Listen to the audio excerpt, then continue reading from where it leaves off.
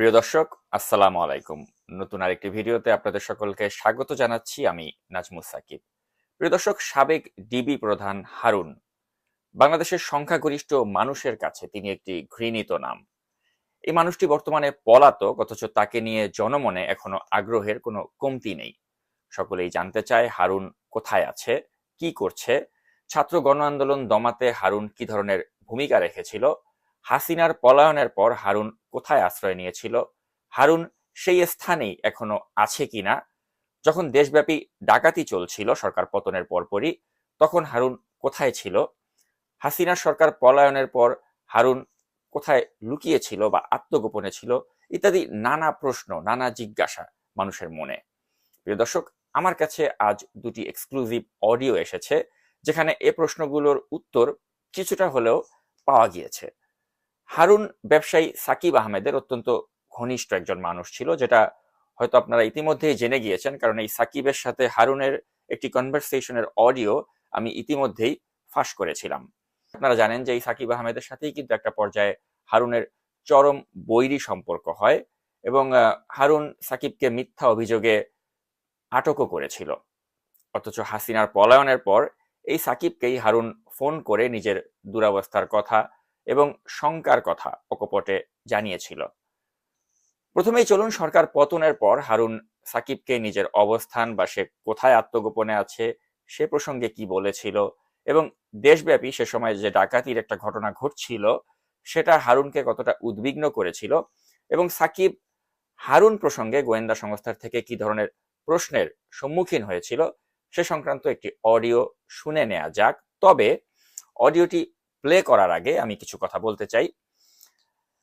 আমার সাথে সেনাপ্রধান জেনারেল ওয়াকারুজ্জামানের যে সাক্ষাৎকারটি আমি প্রচার করেছিলাম, প্রিয় দর্শক, আমি লক্ষ্য করেছি যে সেই সাক্ষাৎকারটিকে অনেকেই রিআপলোড করেছেন। পত্রপত্রিকাতেও সে সম্পর্কিত পুরো সাক্ষাৎকারটি এসেছে, কিন্তু সেখানে কোনো জায়গায় আমার নাম বা নাগরিক টিভির নামকে মেনশন করা হয়নি।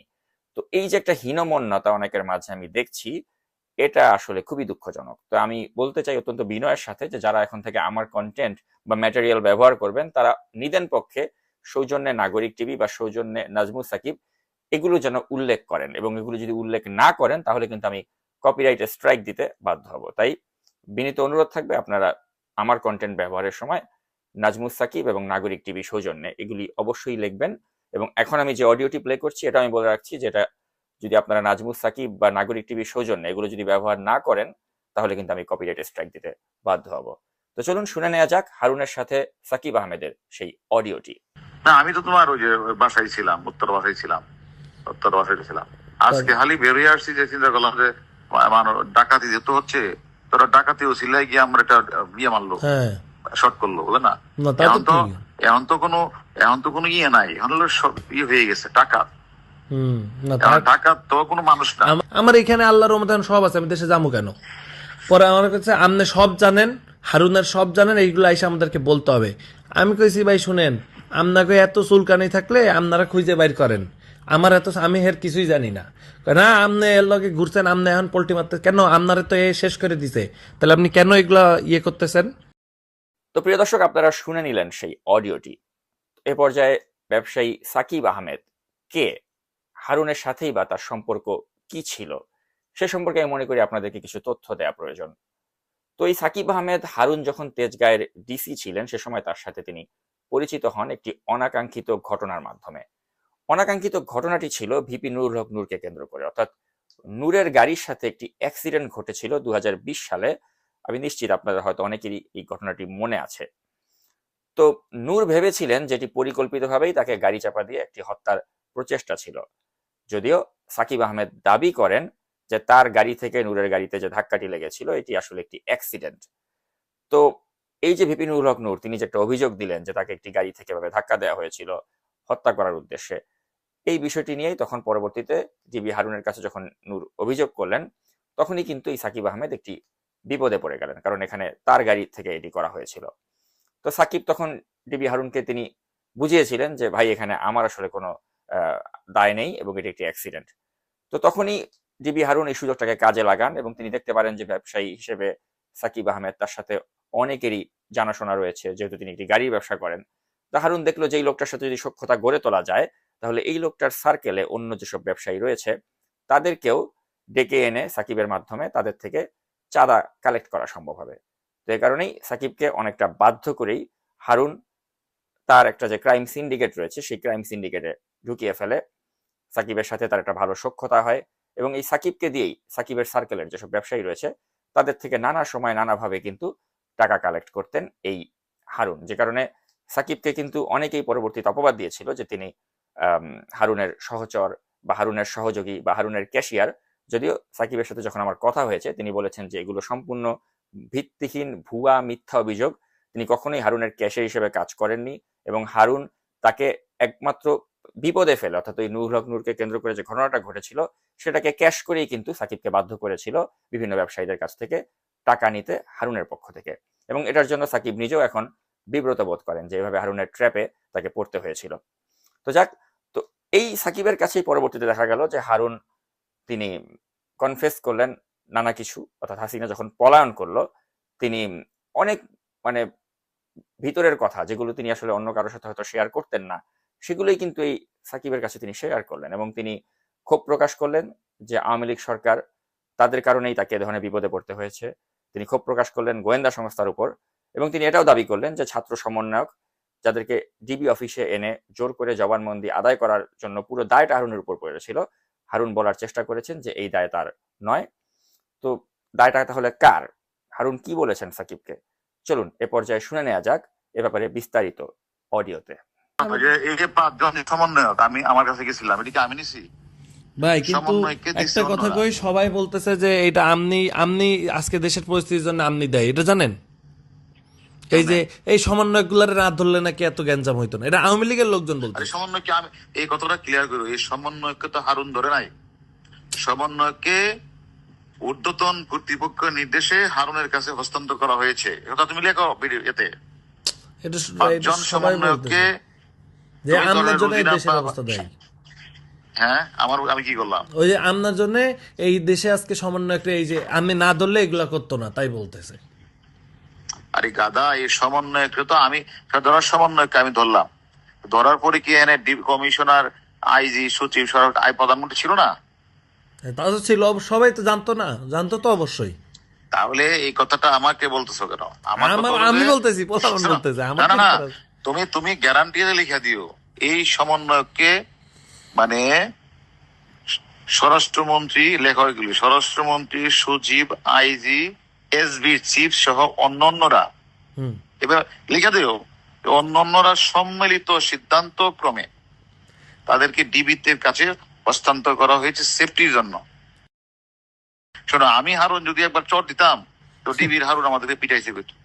আমি এদের সাথে ভালো ব্যবহার করছি, ওদের বাপ মাকে ডাইকে না আমার লোক ভাত খাওয়াইছি, ওদের না ভাত খাওয়াইছি, ওদের বাপ মাকে ভাত খাওয়াইছি। অর্থাৎ মানুষ আশ্বস্ত হওয়ার জন্য দেখো ডিবির হারুন কত ভালো বিহেভ করতেছে, এটার জন্য, আর কিছু না। আমার উদ্দেশ্য তো এটা ছিল, যে আদেশটা দিছে আদেশটা পালন করছে। এবং কখনো কি 5 জন একবার বলছে বলো না যে গায়ে হাত দিছে, এটা বলেন মারছে করে যাচ্ছে? কখনো কি নুরু বলছে হারুন মারছে? না, এটা প্রশ্নই আসে না। তুমি তো আমার চিনো। হ্যাঁ, কয় কি যে হ্যাঁ আমার টাকা মারছে, আমি এখন এটা লই হেরে আমি এখন ধরমু। আমি যে আপনি ধরেন, যান, অসুবিধা নেই। টাকা আমি কি তার দেখা হয়েছে? আমি কইছি আপনি ধরেন পারলে যান। টাকা নিলে তোমার দিয়ে তাই তোমার কাছে দিছে, তাই না? আমার বালের লোক দেখা হয়েছে আমার আল্লাহ বেটা আমার কাছে দিছে, আমি তো নিয়ে আপনার দিছি। সেটা তো অন্য বিষয়ের কথা, ওর লোক আমার কোনো কথা হয়েছে না, ওর সাথে কথা হয় না। একটা কথা মনে রাখতো, আমি তো বাংলাদেশে আছি, তাই না? গোলাম মোল্লা রনি বলছে না যে হারুনের বাপের ক্ষমতা আছে এই 5টা ছেলেকে নিয়ে আসা। তোমার প্রতি আমার বিনীত অনুরোধ, তুমি তো অনেক জায়গায় কথা বলো, যে কথাগুলি হইলে এগুলি বললো, একটু পয়েন্ট দিও, ঠিক আছে? পারলে ঠিক আছে। আচ্ছা ভাই। তো প্রিয় দর্শক, হারুনের এই অডিওটি শোনার পর আমার আসলে এই মুহূর্তে ওবায়দুল কাদেরের কথা মনে পড়ছে। কারণ এই ওবায়দুল কাদের একবার আপনার নিশ্চয়ই মনে আছে যে সে মাসুদ নামে একজনকে হাতে নাতে ধরার পর বলেছিল যে তুমি কি চকবাজারের জামে মসজিদের ইমাম নাকি। তো হারুনের এই অডিওটি শোনার পরে আমার কাছে মনে হচ্ছে যে হারুনও হয়তো চকবাজারের জামে মসজিদের ইমাম, যে ভাজা মাছটি উল্টিয়ে খেতে পারে না। মালপানি কামাইয়া ছুটিতে গেছি। তোমার নাম কি? আমার নাম মাসুদ আলম স্যার। চকবাজারের মসজিদের ইমাম তুমি? হ্যাঁ, জামে মসজিদের ইমাম। তোমার সাথে কারো কোনো সম্পর্ক নেই। ভাজা মাছটা উল্টিয়ে খেতে পারো। মালপানি কামাইয়া ছুটিতে গেছি। তোমার নাম কি? আমার নাম মাসুদ আলম স্যার। চকবাজারের মসজিদের ইমাম তুমি? হ্যাঁ, জামে মসজিদের ইমাম, তোমার সাথে কারো কোনো সম্পর্ক নেই। ভাজা মাছটা উল্টিয়ে খেতে পারো। তো প্রিয় দর্শক, পরিশেষে আমি এটাই বলতে চাই যে হারুনদের দলদাস ভূমিকা আমাকে অত্যন্ত ব্যথিত করেছিল। পুলিশের আইজি হওয়ার জন্য এই হারুনের নির্লজ্জ আওয়ামী দালালের ভূমিকা খুবই অনাকাঙ্ক্ষিত একটি বিষয় ছিল, এবং হারুনদের কারণেই পুলিশকে মানুষ জনগণের সেবক বা বন্ধু মনে করত না, বরং জনশত্রু মনে করত। গতকাল হারুনের সেই জায়গায় নতুন ডিবি পুলিশ প্রধান হিসেবে নিয়োগ পেয়েছেন রেজাউল করিম মল্লিক। 17তম বিসিএস এর এই পুলিশ কর্মকর্তা আওয়ামী শাসনামলে ছিলেন উপেক্ষিত, এবং আমি যতটুকু জেনেছি তিনি একজন সজ্জন মানুষ। তবে সাংবাদিকদের কাছে প্রশ্ন, রেজাউল করিম মল্লিকের এর চেয়ে ভালো ছবি কি আপনাদের কাছে আর ছিল না? এবং এই ভয়ঙ্কর ছবিটি কেন আপনাদের ব্যবহার করতে হলো? তবে ছবিটি ভয়ঙ্কর হলেও আমি বলতে পারি যে মানুষটি কিন্তু আসলে ভয়ঙ্কর নয়, এবং এই ব্যক্তি রেজাউল করিমের জন্য আমাদের পক্ষ থেকে শুভেচ্ছা এবং শুভকামনা রইল। তো প্রিয় দর্শক, এবারে কুখ্যাত ভূমিদস্যু বসুন্ধরা গ্রুপ সম্পর্কে আমি কিছু কথা বলতে চাই। ইতিমধ্যেই বসুন্ধরার মালিক শাহ আলমের বিরুদ্ধে গ্রেপ্তারি পরোয়ানা জারি হলেও তিনি বহাল তবিয়তে আছেন। তার ছেলে সায়েম সোবান আনভীর মুনিয়া হত্যা এবং ধর্ষণ মামলার দায়ে একবারও আটক বা জিজ্ঞাসাবাদের সম্মুখীন হননি। আর আওয়ামী লীগের পতনের পর বিএনপির অনেকেই ধান্দাবাজিতে নেমে পড়েছে। এই ছবিতে আপনারা যাকে দেখতে পাচ্ছেন তিনি নারায়ণগঞ্জ জেলা বিএনপির সাধারণ সম্পাদক গোলাম ফারুক খোকন। এই খোকন সম্প্রতি বসুন্ধরার মালিক শাহ আলমের সাথে দেখা করে বলেছেন বিএনপি নাকি তাদের সাথেই আছে। আমি গোলাম ফারুক খোকনের মতো দুর্বৃত্তদের ইসলামী লেবাস দেখে খুবই কষ্ট পাই। এরা ইসলামী লেবাস ধারণ করলেও ইসলামের প্রকৃত শিক্ষা এরা পায়নি। আমি তারেক রহমানকে অনুরোধ করব অনতিবিলম্বে এই খোকনকে যেন বিএনপি থেকে বহিষ্কার করা হয়। তো প্রিয় দর্শক, বসুন্ধরা গ্রুপ এখনো তাদের ব্যবসায়িক প্রতিপক্ষকে দমনে যা খুশি তাই করে বেড়াচ্ছে। আনভীরের একসময়ের বন্ধু স্বর্ণ ও ডায়মন্ড ব্যবসায়ী দিলীপ কুমার আগারওয়ালার ব্যবসায় ধস নামাতে বুস্ট মেরে বাজারে একটি তথ্য ছেড়ে দেওয়া হয়েছে যে দিলীপ নাকি ডায়মন্ডের পরিবর্তে কাজ দিয়েছে। তাছাড়া তাদের বাংলাদেশ প্রতিদিন নামক যে পত্রিকা রয়েছে সেটা দিয়েও বুস্ট করে দিলীপের বিরুদ্ধে সংবাদ ছাপাচ্ছে। আপনারা নিশ্চয়ই স্ক্রিনে দেখতে পাচ্ছেন যে বুস্ট করে দিলীপ আগারওয়ালা এবং ডায়মন্ড রয়্যাল এদের বিরুদ্ধে কিন্তু প্রচারণা চালাচ্ছে ভূমিদস্যু বসুন্ধরা গ্রুপ। তো দিলীপ এই মানহানিকর প্রচারণার জন্য আনভীর ও শাহ আলমের বিরুদ্ধে ইতিমধ্যেই মানহানির মামলা করেছেন ও জানিয়েছেন কেউ তাদের প্রোডাক্ট অর্থাৎ এই ডায়মন্ড ওয়ার্ল্ডের প্রোডাক্ট কেউ যদি নকল প্রমাণ করতে পারে তাহলে তিনি পুরস্কৃত করবেন এবং ক্রয় মূল্যের পুরোটি ফেরত দিবেন। তো দিলীপ আগারওয়ালা আমার কোনো বন্ধু নন এবং তার ডায়মন্ড ওয়ার্ল্ডকে প্রমোট করারও কোনো দায়িত্ব আমি নেইনি। তবে একটা প্রবাদ আছে প্রিয় দর্শক, enemy's enemy is my friend. But on a serious note আমি যেটা বলতে চাই যে বসুন্ধরা গ্রুপ যার বন্ধু তার আসলে কোনো শত্রু প্রয়োজন হয়নি, এবং এই বসুন্ধরার আনভীরকে একদা বন্ধু মনে করার কারণেই কিন্তু দিলীপকে আজকে এই মাসুলটি দিতে হচ্ছে যে তার এক সময়ের বন্ধু এই কুখ্যাত আনভীরই আজকে তার চরম শত্রু হিসেবে পরিগণিত হয়ে তার ব্যবসার 12টা বাজাবার জন্য এ ধরনের বুস্ট মেরে কাহিনী করছে। এবং স্বার্থে আঘাত লাগলে বসুন্ধরা যে কি করতে পারে এটি তার আরেকটি নগ্ন উদাহরণ, যেটা আমি মনে করি দিলীপ আগারওয়াল টের পাচ্ছে, এবং এটাই আসলে কুখ্যাত বসুন্ধরার চরিত্র। তো আমি এক্ষেত্রে আসলে কারো পক্ষই নিব না, দিলীপের পক্ষ নিব না, আনভীরের পক্ষ নিব না। আমি যারা সচেতন ক্রেতা রয়েছেন তাদের কাছে বলবো যে বসুন্ধরার মতো একটা কুখ্যাত গ্রুপ যখন সোশ্যাল মিডিয়াতে বুস্ট করে কোন একটা প্রতিষ্ঠানের বিরুদ্ধে বা কোন একটা ব্যক্তির বিরুদ্ধে লাগে, সেক্ষেত্রে অন্ধের মতো বসুন্ধরা গ্রুপকে বিশ্বাস করার কোনো কারণ নেই। বরং এই যে ডায়মন্ড ওয়ার্ল্ড তারা যে আসলেই আপনাদেরকে কাজ ধরিয়ে দিচ্ছে ডায়মন্ডের বদলে, এটা ওই অনলাইনে বুস্ট করা কন্টেন্ট দেখে আসলে আপনারা যাচাই না করে বরঞ্চ নিজেরাই এই ডায়মন্ডটি আসলেই ডায়মন্ড কিনা বা এটি আসলে ডায়মন্ডের বদলে কাজ কিনা সেটা আপনারা নিজেরাই সঠিকভাবে যাচাই করে দেখুন, পরীক্ষা করে দেখুন, এবং পরীক্ষা করে আসলেই দেখুন যে এখানে আসলে তিনি ডায়মন্ডের বদলে কাজ দিয়েছেন কিনা। আর যদি না দিয়ে থাকেন তিনি, তাহলে আমি মনে করি এই যে একটা সামাজিক যোগাযোগ মাধ্যমকে ব্যবহার করে বুস্ট করে যেভাবে দিলীপের ব্যবসাটাকে একেবারে শেষ করে দেওয়ার একটা প্রচেষ্টা হচ্ছে সেটা অবশ্যই নিন্দনীয়।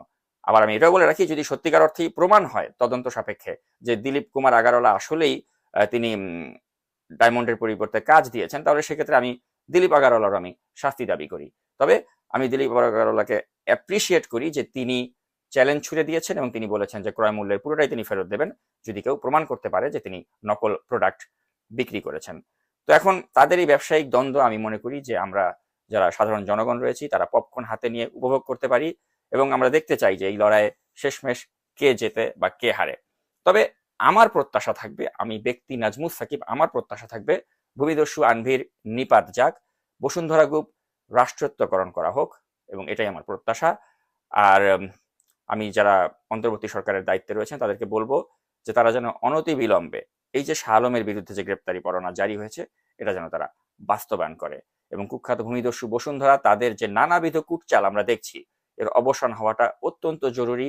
আমাদের বাংলাদেশ নামক রাষ্ট্রটির অস্তিত্বের জন্য বসুন্ধরা গ্রুপের পতন জরুরি, এটাকে রাষ্ট্রায়ত্তকরণ করা জরুরি। কারণ এই গ্রুপ শাহ আলম এবং আনভিরের নেতৃত্বে যতদিন বাংলার মাটিতে আছে এদের কূটচাল, এদের দেশ বিরোধী কর্মকাণ্ড আমাদের দেশটাকে, দেশের নিরাপত্তাকে হুমকির মুখে ফেলবে।